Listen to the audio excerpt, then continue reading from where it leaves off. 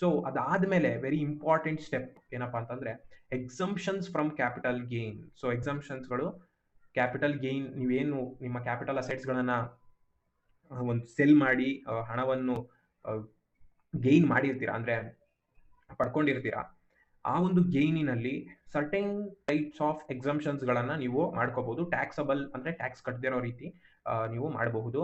ಅದು ಏನಂತ ನೋಡೋಣ. ಸೊ ಶಾರ್ಟ್ ಟರ್ಮ್ಗೆ ಸ್ಪೆಸಿಫಿಕ್ ಆಗಿ under section 54B, section 54D, 54G, 54GA ಕೆಲವೊಂದು ಸೆಕ್ಷನ್ಸ್ಗಳು both long term and short ಟರ್ಮ್ಗಳನ್ನ ಇನ್ಕ್ಲೂಡ್ ಆಗುತ್ತೆ.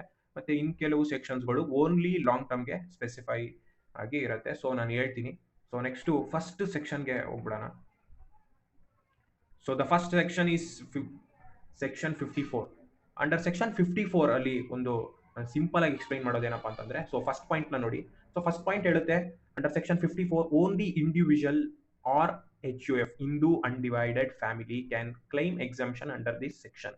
ಇಂಡಿವಿಜುವಲ್ ಆರ್ HUF ಅವರು ಮಾತ್ರನೇ ಈ ಒಂದು ಸೆಕ್ಷನ್ ಅಡಿಯಲ್ಲಿ ಎಕ್ಸಂಪ್ಷನ್ಸ್ ನ ನೀವು ಕ್ಲೈಮ್ ಮಾಡ್ಕೋಬಹುದು ಅಂತ ಹೇಳ್ತಾ ಇದ್ದಾರೆ, first point. So second point ನೋಡ್ತಾ ಬರೋಣ. So the capital assets which is sold, ಅಂದ್ರೆ ನೀವು ಇಲ್ಲಿ ಒಂದು ರೆಸಿಡೆನ್ಷಿಯಲ್, ಇಲ್ಲಿ ಪಾಯಿಂಟ್ಸ್ ಬಿಟ್ಟಾಗಿ ನಾನು ಹೇಳೋದನ್ನ ಸರಿಯಾಗಿ ಕೇಳಿಸ್ಕೊಳ್ಳಿ. ಸೊ ನೀವೇನಾದ್ರು ನಿಮ್ಮ ಹತ್ರ ಒಂದು ರೆಸಿಡೆನ್ಷಿಯಲ್ ಪ್ರಾಪರ್ಟಿ ಇತ್ತು, I mean house or plot or land, ಏನೋ ಒಂದು ಹೌಸ್, ರೆಸಿಡೆನ್ಷಿಯಲ್ ಹೌಸ್ನ ಇತ್ತು, ಆ ರೆಸಿಡೆನ್ಷಿಯಲ್ನ ಹೌಸ್ನ ಸೇಲ್ ಮಾಡಿದ್ರ, it is your capital assets. So ನೀವು ಒಂದು nature of the capital assets ಅಂದ್ರೆ ಲಾಂಗ್ ಟರ್ಮ್ ಶಾರ್ಟ್ ಟರ್ಮ್ ಅಂತ ಡೇಟ್ನ ನೋಡಿ ನೀವು ಡಿಸೈಡ್ ಮಾಡ್ತೀರಾ. ಸೊ ಅದು ಲಾಂಗ್ ಟರ್ಮ್ ಆಗಿರಬೇಕು. Under section 54 it is applicable for long term capital assets.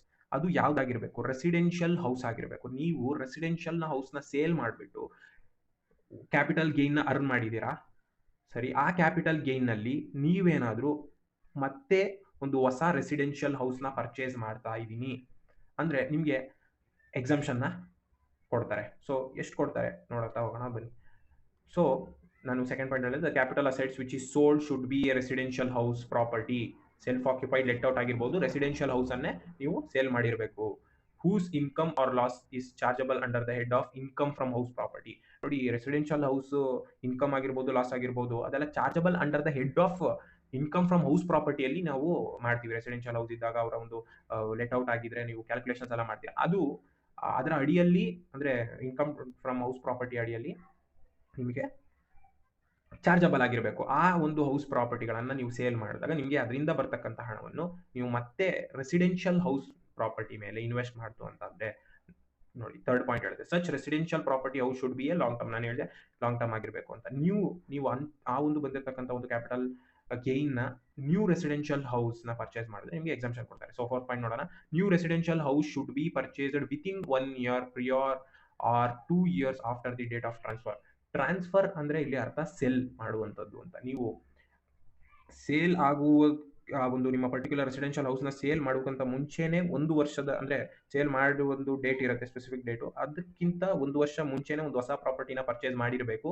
ಅಥವಾ ಟ್ರಾನ್ಸ್ಫರ್ ಸೆಲ್, ನಿಮ್ಮ ರೆಸಿಡೆನ್ಷಿಯಲ್ ಹೌಸ್ ಸೆಲ್ ಆದ ದಿನದಿಂದ ಪರ್ಟಿಕ್ಯುಲರ್ ಡೇ ಇಂದ 2 ವರ್ಷದ ವಿತಿನ್ 2 years, ಅಲ್ಲಿಂದ ವಿತಿನ್ 2 years ಒಳಗಡೆ ನೀವು ಇನ್ನೊಂದು ಹೊಸ ರೆಸಿಡೆನ್ಷಿಯಲ್ ಹೌಸ್ ನ ಪರ್ಚೇಸ್ ಮಾಡಲೇಬೇಕು.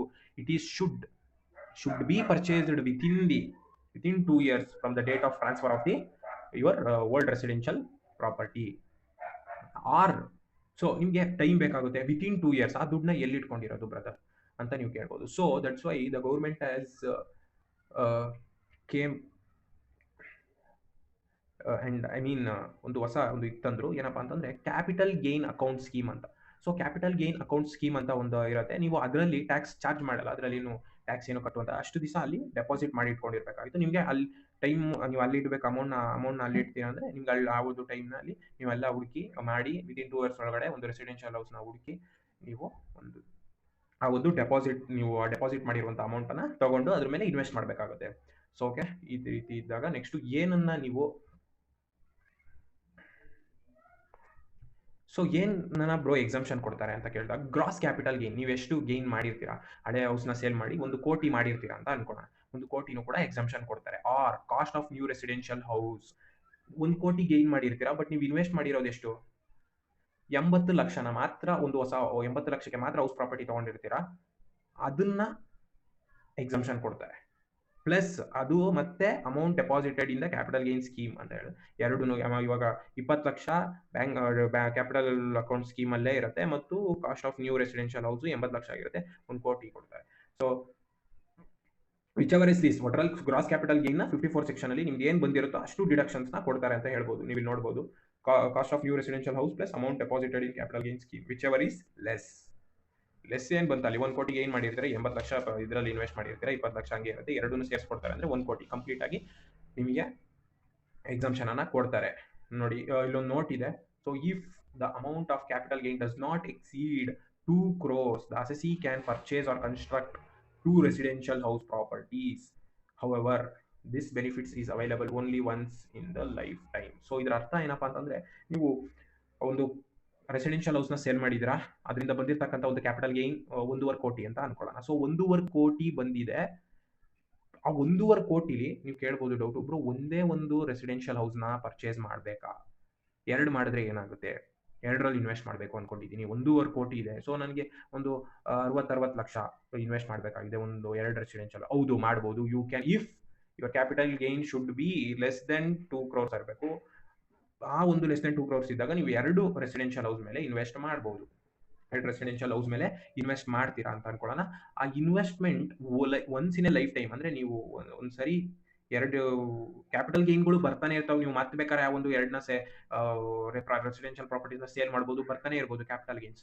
ಸೊ ನಾನು ಹೇಳೋದೇನು, once in a lifetime you can invest in ನಿಮ್ಮ ಕ್ಯಾಪಿಟಲ್ ಗೇನ್ ಅನ್ನ, ಅಂದ್ರೆ ನಿಮ್ಮ ರೆಸಿಡೆನ್ಷಿಯಲ್ ಹೌಸ್ ಕ್ಯಾಪಿಟಲ್ ಗೇನ್ ಅನ್ನ 2 ರೆಸಿಡೆನ್ಷಿಯಲ್ ಹೌಸ್ಗೆ ಇನ್ವೆಸ್ಟ್ ಮಾಡ್ತೀನಿ ಅಂದ್ರೆ ಅದು once in a life time ಆಗಿರುತ್ತೆ ಅಷ್ಟೇ. ವೆರಿ ಸಿಂಪಲ್ ಆಗಿರುತ್ತೆ. ಸೊ ಒಂದೇ ಸರಿ ಇನ್ವೆಸ್ಟ್ ಮಾಡ್ಬೋದು, ಇಲ್ಲಾಂದ್ರೆ ನೀವು ಒಂದೊಂದೇ ಪ್ರಾಪರ್ಟಿಗೆ ನೀವು ಇನ್ವೆಸ್ಟ್ ಮಾಡಬೇಕಾಗಿರುತ್ತೆ. ಸೊ ಅದೊಂದು ಆಪ್ಷನ್. ಸೊ ನೆಕ್ಸ್ಟ್ ಒಂದು ಪಾಯಿಂಟ್ ನೋಡೋಣ. If the new residential house is sold with in 3 years from the date of it's purchase. So very simple. ಈ ಪಾಯಿಂಟ್ ನಿಮಗೆ ಓದೋದ್ ಬೇಡ, ಕ್ಲೀನ್ ಆಗಿ ಹೇಳ್ಬಿಡ್ತೀನಿ ಕೇಳಿ. ನೀವು ಒಂದು ಕ್ಯಾಪಿಟಲ್ ಗೇನ್ ಅರ್ನ್ ಮಾಡಿದೀರಾ, ಸೊ ಆ ಒಂದು ಪ್ರಾಪರ್ಟಿ ಮೇಲೆ ಮತ್ತೆ ನೀವೆಲ್ಲಿ ಇನ್ವೆಸ್ಟ್ ಮಾಡಬೇಕು ಅಂತ ಹೇಳಿದೀನಿ, ರೆಸಿಡೆನ್ಷಿಯಲ್ ಪ್ರಾಪರ್ಟಿ ಮೇಲೆನೆ ಯೂಸ್ ಮಾಡಬೇಕು, ರೆಸಿಡೆನ್ಷಿಯಲ್ ಹೌಸ್ ಮೇಲೆನೆ ನೀವು ಇನ್ವೆಸ್ಟ್ ಮಾಡಬೇಕು. ರೆಸಿಡೆನ್ಷಿಯಲ್ ಹೌಸ್ ನ ಸೇಲ್ ಮಾಡಿ ರೆಸಿಡೆನ್ಷಿಯಲ್ ಹೌಸ್ ನೇ ಪರ್ಚೇಸ್ ಮಾಡಬೇಕು ಅಂಡರ್ ಸೆಕ್ಷನ್ 54. ಆ ತರ ಪರ್ಚೇಸ್ ಮಾಡಿದೀರಾ ಅನ್ಕೊಳ್ಳೋಣ. ಆ ಪರ್ಚೇಸ್ ಮಾಡಿರುವಂತಹ ಅಸೆಟ್ ನ ನೀವೇನಾರು ವಿತಿನ್ 3 years ಒಳಗಡೆನೆ from the date of purchase, ಆಮೇಲೆ from the date of purchase ಇಂದ ಕೌಂಟ್ ಆಗುತ್ತೆ. ಆ ಒಂದು ಡೇಟ್ ಇಂದ ವಿತಿನ್ 3 years ಒಳಗಡೆ ನೀವು ಆ ಒಂದು ರೆಸಿಡೆನ್ಷಿಯಲ್ ಹೌಸ್ ನ ಪರ್ಚೇಸ್ ಮಾಡಿರ್ತಕ್ಕಂಥ ರೆಸಿಡೆನ್ಷಿಯಲ್ ಹೌಸ್ ನ ನೀವೇನಾರು ಸೇಲ್ ಮಾಡ್ತು ಅಂತಂದ್ರೆ, ಮತ್ತೆ ನೀವು ಏನು ಎಕ್ಸಂಪ್ಷನ್ ಪಡ್ಕೊಂಡಿರ್ತೀರಾ, I mean the earlier exempted amount of the capital gain will be deducted from the purchase price of new capital assets. Purchase price ಅಲ್ಲಿ ಅದರ ಒಂದು ಸೆಲ್ಲಿಂಗ್ ಆಗಿರ್ಬೋದು, ಆ ಒಂದು ಸಂದರ್ಭದಲ್ಲಿ ನಿಮಗೆ ಇದನ್ನ ಮೈನಸ್ ಮಾಡ್ತಾರೆ. ಎಕ್ಸಂಪ್ಷನ್ ಪರ್ಚೇಸ್ ಪ್ರೈಸ್ ಅಲ್ಲಿ ಮೈನಸ್ ಮಾಡ್ತಾರೆ. ಸೊ ಆಡ್ ಆಗುತ್ತೆ, ಮತ್ತೆ ನಿಮಗೆ ಟ್ಯಾಕ್ಸಬಲ್ ಆಗ್ಬಿಡುತ್ತೆ. ಸೊ ಎಂಟೈರ್ ಅಮೌಂಟ್ ಅದನ್ನ ಗ್ಯಾಪ್ನ ಇಟ್ಕೊಳ್ಳಿ. 3 ವರ್ಷ ಆದ್ಮೇಲೆ 3 ವರ್ಷದ ಒಳಗಡೆನೆ ಸೇಲ್ ಮಾಡಕ್ ಹೋಗಬಾರ್ದು. ಎಕ್ಸಂಪ್ಟೆಡ್ ಅಮೌಂಟ್ ನಿಮಗೆ ಟ್ಯಾಕ್ಸಬಲ್ ಆಗುತ್ತೆ. So if the bank deposit amount is not withdrawn for the purchase or construction of new residential house. So ನಾನು ನಿಮಗೆ ಒಂದು ಪಾಯಿಂಟ್ ಮಿಸ್ ಮಾಡಿದ್ದೀನಿ, ಸಾರಿ. ಏನಪ್ಪಾ ಅಂತಂದ್ರೆ, ನೀವು ಕನ್ಸ್ಟ್ರಕ್ಟ್ ಕೂಡ ಮಾಡಬಹುದು, ಪರ್ಚೇಸ್ ಕೂಡ ಮಾಡಬಹುದು. ಒಟ್ಟರಲ್ಲಿ ನೀವು ನ್ಯೂ ರೆಸಿಡೆನ್ಷಿಯಲ್ ಹೌಸ್ ಅಲ್ಲಿ ಇನ್ವೆಸ್ಟ್ ಮಾಡಬೇಕು. ಇದರ್ it may be construction or purchase. Purchase ಮಾಡಿದ್ರೆ ಏನು, ವಿತಿನ್ 2 years ಒಳಗಡೆ ಪರ್ಚೇಸ್ ಮಾಡಬೇಕು. ಇಫ್ ಯು ಕನ್ಸ್ಟ್ರಕ್ಟಿಂಗ್ ಹೊಸ ಒಂದು ಪರ್ಚೇಸ್ ಮಾಡಿ ಕನ್ಸ್ಟ್ರಕ್ಷನ್ ಸ್ಟಾರ್ಟ್ ಮಾಡಿದ್ದೀರಾ ಅಂದ್ರೆ ವಿತಿನ್ 3 years ಒಳಗಡೆ ಕನ್ಸ್ಟ್ರಕ್ಷನ್ ಕಂಪ್ಲೀಟ್ ಆಗಬೇಕಾಗಿರುತ್ತೆ. ಸೊ ನೆಕ್ಸ್ಟ್ ಒಂದು ನೋಡ್ತಾ ಬರೋಣ. If the bank deposits amount is not withdrawn for the purchase. ನಾನು ಹೇಳಿದೆ ಆ ಒಂದು ಟೈಮ್ ಬೇಕು ನಿಮಗೆ ಹುಡುಕಕ್ಕೆ ಮಾಡಕ್ಕೆ. ಸೊ ನೀವು ಬ್ಯಾಂಕ್ ಕ್ಯಾಪಿಟಲ್ ಗೇನ್ ಸ್ಕೀಮ್ ತಂದ್ರು, ಯಾರು ಗೌರ್ಮೆಂಟ್ ಅವರು ಕ್ಯಾಪಿಟಲ್ ಗೇನ್ ಅಕೌಂಟ್ ಸ್ಕೀಮ್ ಅಲ್ಲಿ ಇನ್ವೆಸ್ಟ್ ಮಾಡಿದ್ರೆ ನಿಮ್ಮ ಅಮೌಂಟ್ ನೀವು ಹಂಗೆ ಬಿಟ್ಕೊಂಡೇ ಇದ್ರೆ ಬಿಡಲ್ಲ. ಸೊ ಅದಕ್ಕೆ ಒಂದು ಲಾಕ್ ಇನ್ ಪೀರಿಯಡ್ ಇಷ್ಟೇ ಇರೋದು. ಏನಪ್ಪ ಲಾಕ್ ಇನ್ ಪೀರಿಯಡ್ ಅಂತಂದ್ರೆ, the amount deposited in the capital gain account scheme ಅಲ್ಲಿ ಹಾಕಿರ್ತಕ್ಕಂಥ ಅಮೌಂಟು ವಿತಿನ್ 3 years ಒಳಗಡೆ ನೀವೇನಾದ್ರೂ ಅದನ್ನ ರೆಸಿಡೆನ್ಷಿಯಲ್ ಪ್ರಾಪರ್ಟಿಗೆ ಪರ್ಚೇಸ್ ಮಾಡೋದಕ್ಕೆ ವಿತ್ಡ್ರಾ ಮಾಡಲಿಲ್ಲ ಅಂತಂದ್ರೆ complete amount will be taxable ಆಗ್ಬಿಡುತ್ತೆ. ಆಮೇಲೆ ನೀವು ವಿತ್ಡ್ರಾ ಮಾಡಬೇಕಾದ್ರೆ ನೀವು ಟ್ಯಾಕ್ಸ್ ಕಟ್ಟೆ ತಗೋಬೇಕಾಗುತ್ತೆ. ಸೊ ಅದಕ್ಕೆ ಟ್ಯಾಕ್ಸಬಲ್ ಆಗಿ ಕನ್ವರ್ಟ್ ಆಗ್ಬಿಡುತ್ತೆ. ಸೊ ಅದಕ್ಕೋಸ್ಕರ ವೆರಿ ಸಿಂಪಲ್ ಪಾಯಿಂಟ್ಸ್. ಒಂದು ಕನ್ಕ್ಲೂಷನ್ ಆಗಿ ಒಂದು ಲಾಸ್ಟ್ ಪಾಯಿಂಟ್ ಹೇಳ್ತೀನಿ ಕೇಳಿ. ರೆಸಿಡೆನ್ಷಿಯಲ್ ಹೌಸ್ ನ ಸೇಲ್ ಮಾಡ್ತೀರಾ, ಅದರಲ್ಲಿ ಬಂದಿರತಕ್ಕಂಥ ಅಮೌಂಟ್ ಅನ್ನ ಮತ್ತೆ ರೆಸಿಡೆನ್ಷಿಯಲ್ ಹೌಸ್ ಪ್ರಾಪರ್ಟಿಗೆ ನೀವು ಹಾಕಿದ್ರೆ, ಹೌಸ್ ಪರ್ಚೇಸ್ ಮಾಡ್ತು ಅಂತಂದ್ರೆ ನಿಮಗೆ ಎಕ್ಸಂಪ್ಷನ್ ಕೊಡ್ತಾರೆ. ಎಷ್ಟಕ್ಕೆ ನೀವು ಪರ್ಚೇಸ್ ಮಾಡಿರ್ತಾರೋ ಅಷ್ಟು ಎಕ್ಸಂಪ್ಷನ್ ಕೊಡ್ತಾರೆ. ಆ ಒಂದು ಪರ್ಚೇಸ್ ಮಾಡಿರ್ತಕ್ಕಂಥ ಹೌಸ್ ಅನ್ನ ನೀವು ವಿತಿನ್ 3 years ಒಳಗಡೆ ಸೇಲ್ ಮಾಡಬಾರ್ದು. ಸೇಲ್ ಮಾಡಿದ್ರೆ ಮತ್ತೆ ಆ ಒಂದು ಎಕ್ಸಂಪ್ಟೆಡ್ ಅಮೌಂಟ್ ನ ಟ್ಯಾಕ್ಸಬಲ್ ಆಗಿ ಕನ್ಸಿಡರ್ ಮಾಡ್ತಾರೆ. ಮತ್ತು ನೀವು ಬ್ಯಾಂಕ್ ಡೆಪಾಸಿಟ್ ಅಲ್ಲಿ ಹಾಕಿರ್ತಕ್ಕಂಥದ್ದನ್ನ ಯುಟಿಲೈಸ್ ಮಾಡಲಿಲ್ಲ ಅಂತಂದ್ರೆ ವಿತಿನ್ 3 ಇಯರ್ಸ್ ಒಳಗಡೆ ಯುಟಿಲೈಸ್ ಮಾಡಲಿಲ್ಲ ಅಂತಂದ್ರೆ ಅದು ಕೂಡ ಟ್ಯಾಕ್ಸಬಲ್ ಆಗ್ಬಿಡುತ್ತೆ. ಸೊ ಒಟ್ಟಾರೆಯಾಗಿ ನೀವು ಬಂದಿರತಕ್ಕಂಥ ಅಮೌಂಟ್ನ ರೆಸಿಡೆನ್ಷಿಯಲ್ ಹೌಸ್ ಪರ್ಚೇಸ್ ಮಾಡಿಬಿಡಿ, ಅವಾಗ ನಿಮಗೆ ಕಂಪ್ಲೀಟ್ ಎಕ್ಸಾಮ್ಷನ್ಸ್ನ ಅಂಡರ್ ಸೆಕ್ಷನ್ 54 ಅಲ್ಲಿ ನೀವು ಪಡ್ಕೋಬಹುದು. Very simple.